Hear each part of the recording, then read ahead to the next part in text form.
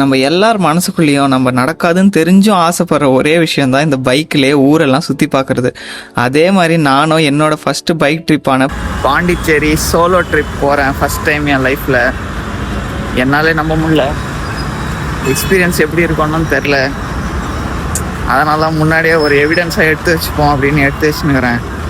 நல்லா இருந்துச்சுன்னா life long போகிறோம், நல்லா இல்லைனாலும் ட்ரை பண்ணால் போகிறோம் அப்படின்ட்டு மங்களகரமாக பெட்ரோல் பங்க்லேருந்து ஆரம்பிக்கலான்ட்டு பெட்ரோலை பிடிச்சிட்டு காற்று அடிச்சுட்டு தலையில் தலைக்கவசத்தை கவுத்துட்டு காலையில் 6 மணிக்கே இங்கேருந்து கிளம்பிடுவோம். 10 மணிக்கு பாண்டிச்சேரி ரீச் ஆகாமல் ஃபுல்லாக சுற்றி பார்த்துலாம் அப்படின்ட்டுலாம் பிளான் பண்ணிட்டு கிளம்புனவன் சாப்பிட்டுட்டு பெட்ரோல் போட்டுன்னு வரதுக்கே 11 மணி ஆயிடுச்சு.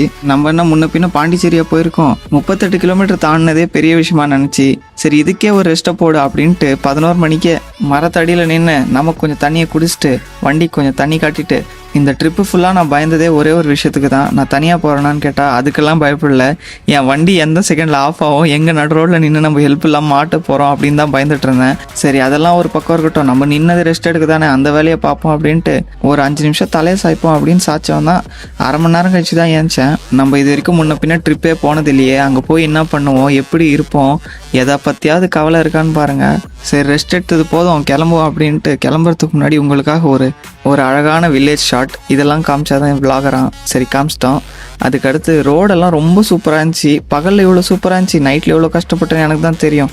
அப்புறம் என்னடா இது குப்பையை கூட்டி வச்ச மாதிரி மலையில் பாறையை கூட்டி வச்சிருக்கேன் அப்படின்னு பேசிட்டு திண்டிவனத்துக்கு லெஃப்ட் எடுக்காமல் செஞ்சுக்கு ரைட் எடுத்துட்டேன் காய்ஸ். அதுக்கடுத்து சிட்டிக்குள்ளே போய் எங்கெங்கேயோ சுற்றிட்டுன்ட்டு மறுபடியும் லெஃப்ட் எடுத்தால் ஒரே ரோடு நேராக போகுது.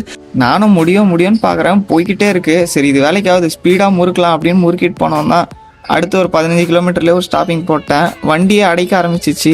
பெட்ரோல்லாம் இருக்குது காய்ஸ். ஆனால் இது கொஞ்சம் 100 cc வண்டிங்கிறதுனால அதுக்கு அடுத்து பாண்டிச்சேரிக்குள்ளே என்ட்ராயிட்டு மத்தியானம் லஞ்சு சாப்பிட்லாம் அப்படின்ட்டு கவர்மெண்ட் ஆஃபீஸ்க்கு எதிரிலேயே ஒரு லஞ்சு கடை இருந்துச்சு. அங்கேயே போய் லஞ்சு சாப்பிட்லாம் அப்படின்ட்டு லஞ்சு கடைன்னு ஒரு கடை இருக்கான்லாம் கேட்காதீங்க. ஒரு ஃப்ளோவில் போகும்போது அதெல்லாம் கேட்கக்கூடாது கைஸ். அப்புறம் லஞ்சை சாப்பிட்டு வண்டி சாவியை வண்டியிலே விட்டு வந்துட்டேன். புதுச்சேரி மக்களுக்கு நன்றி என் வண்டியை எடுக்காதனால.